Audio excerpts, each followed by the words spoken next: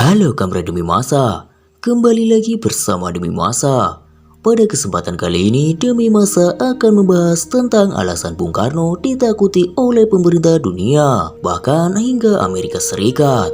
Bagaimanakah kisahnya? Tidak usah berlama-lama lagi, langsung saja kita simak. Soekarno telah memberikan perjuangan jasanya untuk kemerdekaan Indonesia. Segala pengorbanan ia lakukan untuk meraih kata merdeka.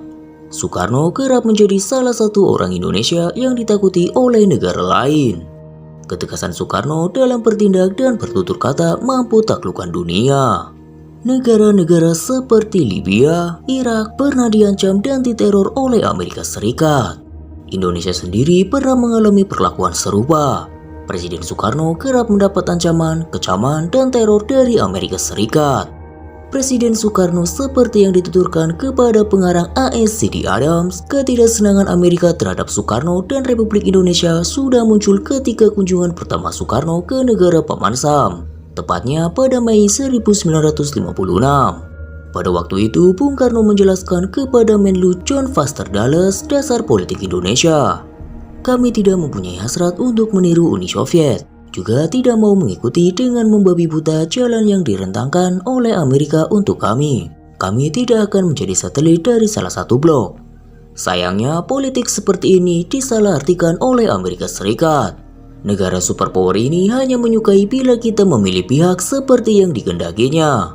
Politik Amerika Serikat pada saat itu demikian kakunya, sehingga negara yang tidak sependapat dengannya dianggap tergolong dalam blok Soviet. Berkata Menlu AS itu, politik AS bersifat global. Suatu negara harus memilih salah satu pihak. Aliran yang netral adalah immoral atau tidak bermoral. Bung Karno menilai Amerika Serikat tidak memahami masalah Asia. Dalam salah satu dialognya dengan Presiden Eisenhower, Bung Karno menyatakan sebagai sahabat yang bijaksana dan lebih tua, Amerika bisa saja memberi nasihat kepada Indonesia. Memberi kami nasihat itu bisa, akan tetapi mencampuri persoalan kami itu jangan. Yang menjengkelkan Amerika Serikat, Bung Karno tanpa tading aling-aling menyerang Vietnam. Ia bahkan berkali-kali meminta Amerika Serikat agar segera mundur dari Vietnam, sambil terus mengutuk bom-bom napalm dan persenjataan berat lainnya yang dialamatkan kepada rakyat Vietnam. Kalau agresi AS ini kita biarkan, dia akan merupakan bahaya besar bagi seluruh tata hidup internasional. Jauh sebelum Amerika Serikat menderita kekalahan di Vietnam, Bung Karno memberikan nasihat agar Amerika Serikat segera menarik pasukan-pasukannya dari Vietnam dan seluruh Indonesia. Apa yang diramalkan Soekarno itu menjadi kenyataan.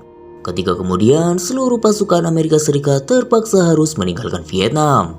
Bahkan menjelang meletusnya G30 SPKI, Bung Karno sudah melakukan persiapan untuk menyelenggarakan konferensi internasional anti pangkalan asing, yaitu yang diadakan di Jakarta.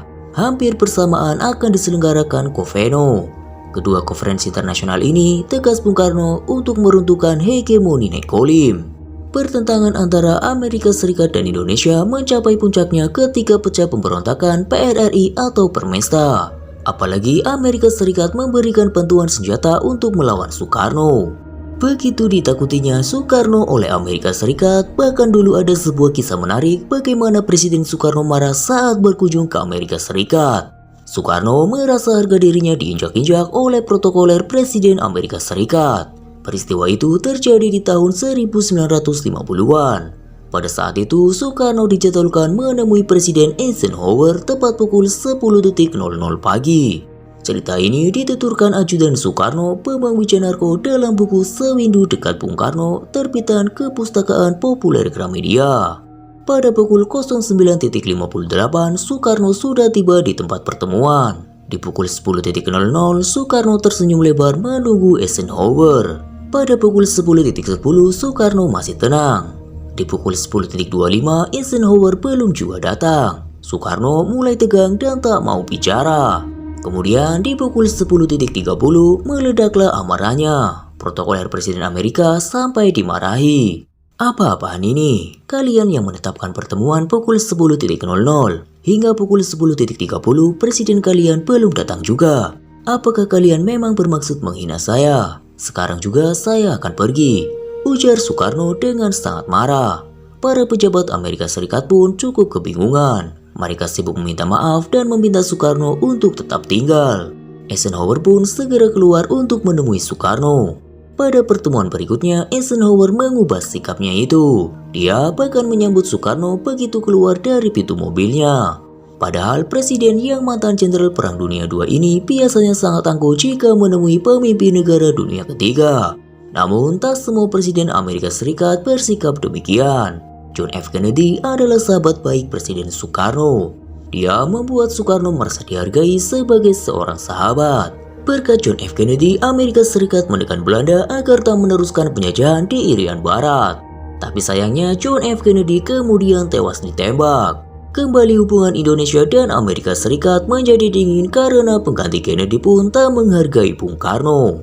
Hingga sampai saat ini, Bung Karno masih dikenal dengan sosok yang sangat pemberani. Demikianlah kisah tentang Bung Karno, pemimpin yang ditakuti oleh dunia, bahkan ditakuti oleh Amerika Serikat. Bagaimana menurut Kamera Demi Masa? Jika Kamera Demi Masa memiliki pendapatnya tersendiri, tulis saja di kolom komentar. Sampai jumpa di kisah-kisah selanjutnya.